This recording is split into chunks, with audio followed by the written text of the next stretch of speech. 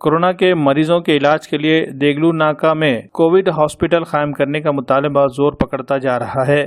اسی سلسلے میں آج مسلم مہاسنگھ کے ذمہ داران نے ضلع کلکٹر ڈاکٹر وپن ایٹنکر سے ملاقات کیا اور انہیں دیگلو ناکے کے فاطمہ اسکول اور فیمس فنکشن ہال میں عارضی کووڈ ہاسپٹل شروع کرنے کا مطالبہ کیا۔ اس دوران ضلع کلکٹر نے مسلم مہاسنگھ کے ذمہ داران کی تجویز پر نہ صرف غور کیا بلکہ اس کو عملی جامہ پہنانے کے لیے پہل کرتے ہوئے کووڈ ہاسپٹل کے لیے مسلم مہاسنگھ کی جانب سے تجویز کردہ دونوں مقامات کا خود جائزہ لیا اور جلد ہی اس سلسلے میں کوئی قدم اٹھانے کی یقین دہانی کروائی ہے۔ دیگلو ناکے علاقے میں اگر کووڈ ہاسپٹل قائم ہو جاتا ہے تو اس پورے علاقے کے لوگوں کو علاج کے لیے بہت سی سہولت ہو جائے گی۔ انہیں دور دراز کے مقام پر واقع سرکاری اسپتال کے چکر لگانے کی ضرورت نہیں پڑے گی اور اپنے علاقے میں ہی اطمینان بخش علاج ہو سکے گا۔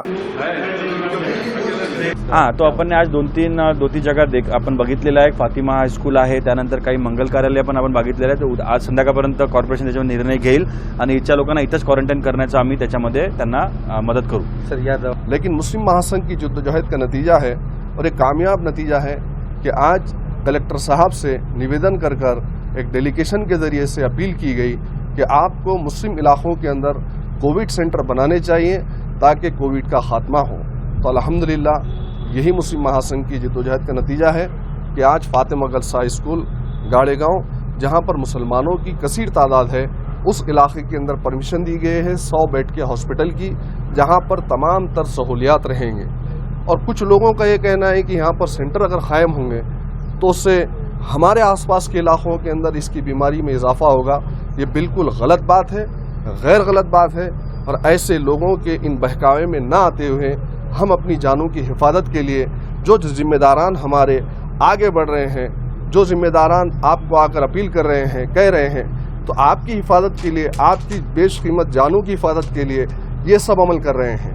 इतनी कोविड की तादाद बढ़ने के बावजूद भी, हालांकि आज लोग डर रहे हैं कोविड से, उसके बावजूद भी मुस्लिम महासंघ के लोग फ्रंट फुट पे आकर कलेक्टर से मिल रहे हैं, कॉरपोरेशन में जाकर बल्दिया के जिम्मेदारान से मिल रहे हैं, डॉक्टर से मिल रहे हैं, कई मीटिंग्स अरेंज कर रहे हैं। तो ये सब किसके लिए किया जा रहा है?